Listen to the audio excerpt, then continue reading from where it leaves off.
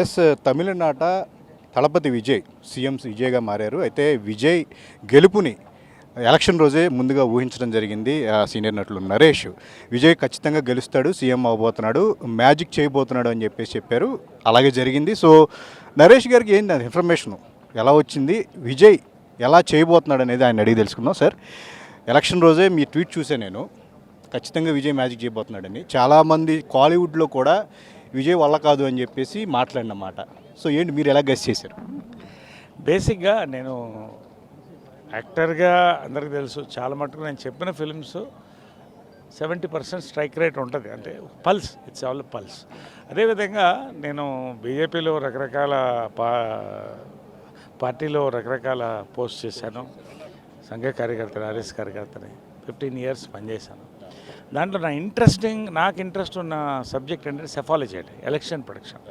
దాదాపు మోడీ గారు ఫస్ట్ విజయం దగ్గర నుంచి 7 elections out of 9 ఇంతవరకు నేను సక్సెస్ అయ్యాను.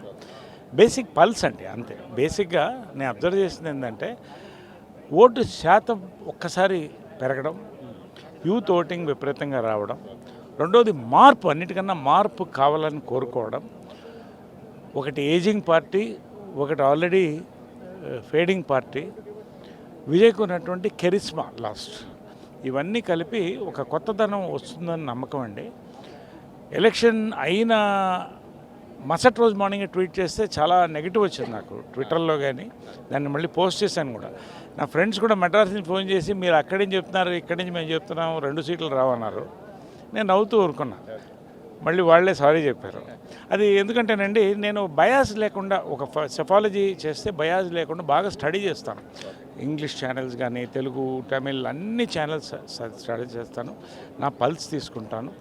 రకరకాల IAS, IPS officers, ground root cadre తీసుకుని ఒక రిజల్ట్ చెప్తానండి. సో ఆ రకంగా ఐ ఫెల్ట్ వెరీ హ్యాపీ. తమిళనాడులో మార్పు వచ్చిందండి. ఈ మార్పు రావాలి. వెస్ట్ బెంగాల్లో వచ్చింది, కానీ తమిళనాడు పుట్టి పెరిగింది మేమంతా, సినీ పరిశ్రమ అంతా అక్కడే. కాబట్టి ఆ సక్సెస్ అనేది ఖచ్చితంగా ఇట్స్ నాట్ ఈజీ థింగ్ అండి. ఎన్టీ రామారావు గారు, విజయ్ గారు, ఎంజీఆర్ గారి తర్వాత ఆయనే ఇప్పుడు చేసింది. సో బేసిక్గా కింగ్ ఆర్ కింగ్ మేకర్ అని చెప్పాను. Is become a king maker, then a king. కరెక్ట్గా అయింది. సో ఒకటేంటంటే సినీ పరిశ్రమ నుంచి ఎవరు వచ్చినా కూడా ఖచ్చితంగా సినిమాకి ముందు ఒక అండగా ఉంటారు. రెండోది ఏంటంటే ఆయన మేనిఫెస్టో కూడా చూశానండి. Very interesting manifesto. అన్ని పార్టీలు నెరవేర్చదు, కానీ ఆయన అనుకున్నటువంటి బేసిక్ 5 or 6 out of 10 గ్యారంటీస్లో చేస్తే మాత్రం ఆయన నిలబడిపోతాడండి. ఆయనకు ఆ సత్తా ఉందని నేను నమ్ముతున్నాను. హార్టీ కంగ్రాచులేషన్స్ టు విజయ్ అండి. What ever in the longer run, Vijay has come to stay in Tamil Nadu. Sir, అంటే సినిమా మీరు ఎందాక అన్నారు, సినిమా వాళ్ళకి రాజకీయాలకి పనికిరావు, అయిపోయింది సినిమా వాళ్ళ పరిస్థితి అనే మూమెంట్లో విజయ్ వచ్చారు. బట్ మీరేమనుకుంటున్నారు సార్, అధికారికంగా ఆయన చేయగలరా? అంటే ఫస్ట్ టైమర్ కదా, బిగినర్ కదా, సక్సెస్ అవుతాడు అనుకుంటున్నారా? నేర్చుకోవాల్సిన అవసరం ఏమైనా ఉందంట? అంటే ఒకటండి, ఇప్పుడు రామారావు గారు 6 నెలల పార్టీ పెట్టినప్పుడు కూడా ఆయనంత తెలుగు జాతికి ఒక కొత్త గౌరవం తీసుకొచ్చాడు ఆయన. అదేవిధంగా ఎంజీఆర్ గారు గెలిచినప్పుడు కూడా ఇక మరుపురాని సీఎంగా నిలిచిపోయాడు. సో ఆ రకంగా ఇవాళ పవన్ కళ్యాణ్ గారు తీసుకుంటే, మన పవన్ కళ్యాణ్ గారు కూడా అక్కడ ఉన్నటువంటి వాతావరణం ఎంత ప్లస్ అవుతుంది అనేది ఒకటండి. ఎన్నో ఎదిరింపులు దాటి ఆయన ఇవాళ డిప్యూటీ సీఎం నిలబడి ఇవాళ ప్రధానమంత్రి నరేంద్ర మోడీ గారు ఆయన ఇంటికి వచ్చేటువంటి ఒక పరిస్థితి వచ్చిందంటే, పరిస్థితి అంటే గుడ్. ఇవాళ సినీ పరిశ్రమకి గౌరవం పెరిగిందని నమ్ముతున్నానండి. కాబట్టి ఒక్కొక్క రాష్ట్రంలో ఒక్కొక్క పరిస్థితి వల్ల డిప్యూటీ సీఎం కావడం జరుగుతుంది. పవన్ కళ్యాణ్ గారు ఏం తక్కువ కాదు. He is got a mettle. ప్రధానంగా నేను అబ్జర్వ్ చేసింది ఏంటంటే, ఒక సిన్సియర్ ఐడియాలజీతో, గోల్తో వచ్చి ఒడిదుడుకులు నిలబడి, అవసరమైతే 2వ ఎలక్షన్ ఎవరు నిలబడినా కూడా సినీ పరిశ్రమకు ఉన్న గ్లామర్ దానికి ఉంటుందండి.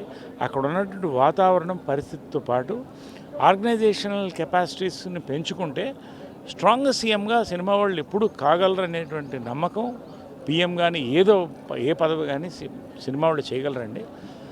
మనం సినిమా వాళ్ళు ఏంటంటే జనరల్గా బయట ప్రపంచానికి దూరంగా ఉంటున్నాం. ఆ ప్రపంచంలో మనం ఉంటే ఆటోమేటిక్గా అర్థమవుతుంది. అందులో ఒకరు పవన్ కళ్యాణ్ గారు, ఒకరు విజయ్ గారు అండి. కాబట్టి ఇవాళ ఖచ్చితంగా ఇవాళ భారతదేశ దక్షిణ భారత స్థితిలో క్షేత్రంలో ఇవాళ ఒక డిప్యూటీ సీఎంని మనం అందుకున్నామండి. మన తెలుగు వాళ్ళు, మన సౌత్ ఇండియన్స్. కాబట్టి ఖచ్చితంగా ఫ్యూచర్లో కూడా సినీ పరిశ్రమ యొక్క రిప్రజెంటేషన్ ఎప్పుడూ అవసరం అండి. ఖచ్చితంగా ఉంటుంది నా నమ్మకం. ఎప్పుడు మనం తగ్గలేదు. Thank you. సో ఇది నరేష్ చెప్తూ ఉన్నారు. ఖచ్చితంగా విజయ్ ఉన్న పరిస్థితులు, అక్కడ ఉన్న పరిస్థితులు కొత్తదనం కోరుకోవాలని చెప్పేసి వాళ్ళందరూ అనుకున్నాను ఏంటంటే నరేష్ విజయ్ సీఎంగా ఎన్నిక కాబడ్డారని చెప్పేసి నరేష్ చెప్తూ ఉన్నారు. సో ఇది తను ఉన్న పరిస్థితులకి అనుగుణంగా మంచి పరిపాలన అందిస్తారు. సినిమా వాళ్ళకి ఎప్పుడు కూడా రాజకీయాలకు సంబంధించి ఒక స్పేస్ అనేది ఉంటుంది అని చెప్పేసి కూడా చెప్తున్నారు. కెమెరామెన్ సంతోష్తో సుజన్ ఏబిఎన్.